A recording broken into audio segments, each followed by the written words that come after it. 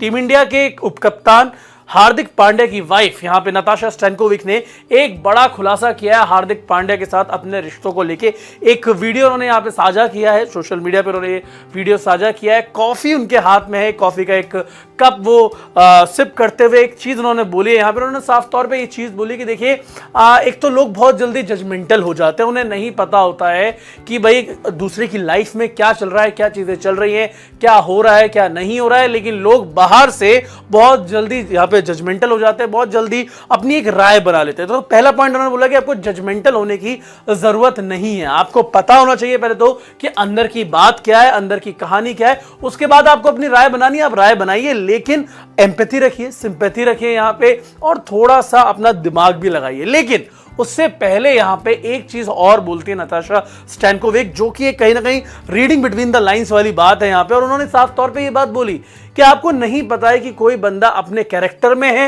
या कैरेक्टर में नहीं है, या फिर वो एक्ट कर रहा है। अब ये दो नजरिए हैं इस चीज को देखने के, दोनों नजरिए मैं आप लोगों को समझाता हूं। पहली चीज तो यहां पे ये हो सकती है कि उन्होंने हार्दिक का सपोर्ट किया हो, कि भाई हार्दिक को जितनी ट्रोलिंग का सामना करना पड़ा, जितने हिटरेट का सामना करना पड़ा, उसके बाद जो उन्होंने कमबैक किया है वो लाजवाब रहा है। और उन्होंने खुद भी कहा था हार्दिक पांड्या ने कि मैं बहुत शांत था, लेकिन मैं प्रदर्शन से जवाब देना चाहता था और वही मैंने करके यहां पे दिखाया। लेकिन इसका अगर दूसरा नजरिया देखें तो ये हार्दिक पांड्या पर भी निशाना हो सकता है कि भाई आप एक्टिंग कर रहे हो, आप कैरेक्टर में हो, यहां पे ज्यादा कुछ बातें अंदर कुछ और है, लेकिन आप पुट रहे बाहर कुछ और कर रहे हो। तो ये दो नजरिए यहां पे हो सकते हैं। लेकिन नताशा स्टैनकोविक ने एक बहुत बड़ा खुलासा यहां पे हार्दिक पांड्या के साथ रिश्तों को लेकर कर दिया है कि भाई समय आने पर आपको सब कुछ बताया जाएगा, लेकिन उससे पहले आपको जजमेंटल होने की जरूरत नहीं है, कोई राय बनाने की जरूरत नहीं है, और बिना बात के जो आप एक रूमर्स चला रहे हैं उनको चलाने की जरूरत नहीं है। क्योंकि ये जो बातचीत निकल के आ रही है, ये आईपीएल के दौरान जो बातें हुई थी कि जब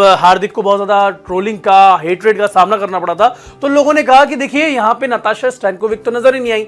और नताशा ने यहां पे इंस्टाग्राम से अपनी फोटोज भी हार्दिक के साथ वाली आर्काइव कर ली थी, डिलीट नहीं करी थी। लोगों को लगा था कि पहले डिलीट कर दिए, लेकिन डिलीट नहीं करी थी, वो आर्काइव कर ली थी। आर्काइव का ये होता है कि वो हाइड हो जाती है, हिडन हो जाती है, कुछ समय बाद वो दोबारा दिखने लगी थी, वो यहाँ पे शो होने लगी थी उनकी प्रोफाइल पे।